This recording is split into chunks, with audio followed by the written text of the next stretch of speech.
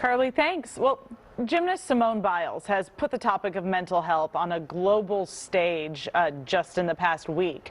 Most people don't have to deal with the worldwide pressure at their jobs, not to mention all the trauma she went through, but we all can relate to feeling a certain amount of pressure. Dr. Sarah Getch from Kansas City University joins us to talk. Thank you. And you know, I think this is a really opportune time for us to talk about this because Simone withdrew from multiple competitions because of her mental health. I mean, this was an opportunity to potentially blow the world away, right? But as a psychologist, do you think it's okay to take a mental health day from work? Yes. I mean, I want to, with the caveat that I'm not your boss, so I can't grant that to you. It is a conversation we should be having, but absolutely it can be a tool that we use when we need to relax, rest, and recharge. I absolutely think that might be a good idea. And for Simone, it was definitely a good idea. Yeah. And what would qualify for that, for a mental health day? So again, conversations we should have with our boss, but I think if you've sort of reached a point where you are so overwhelmed that you're engaging in maybe unhelpful behaviors at work and maybe also really stuck in a negative thinking pattern, those might be signs that it's time to take a day off. And most of us don't really have the weight of the world on our shoulders like Simone does, but a lot of people are asked to take on more work than what's in their job description, especially these days because so many employers are looking for more people, you know, generally then will fall on people who are still there. So what's the best way to tell your boss or your coworkers, I have hit my limit? You know, I manage students, faculty, staff, and I can tell you as a manager what I really appreciate when somebody is feeling overworked. I appreciate it when you come and have a candid conversation with me, but we approach it collaboratively.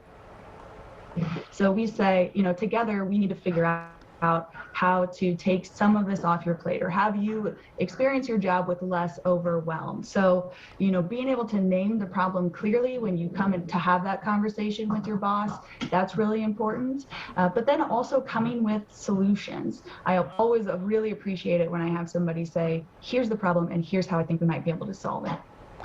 And is there ever a point when, because you say you have managed others in the past, when a manager can see like a person is getting burned out and either I need to take something off of their plate or I need to tell them to take a day? Is that ever acceptable? And you know, what are these signs that maybe a manager needs to look at?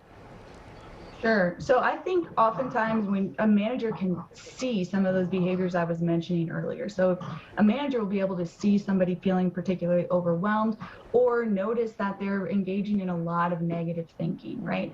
So when you start to hear those things that are not a reflection of who this worker usually is, I do think it's time to have that conversation. And, you know, that's how I would usually approach it and say, you know, I noticed this, and have you noticed that as well?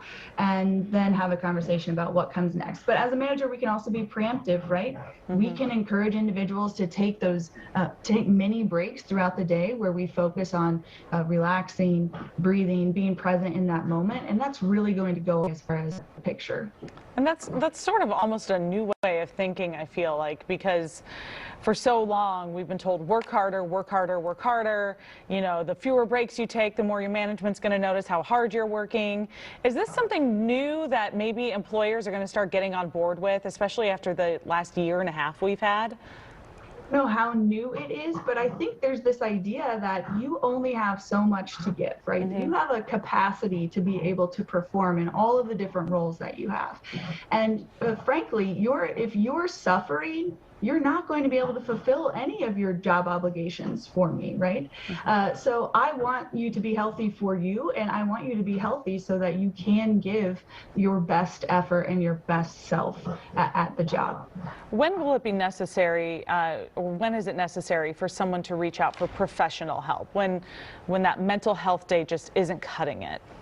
Yeah, I think that's a good question.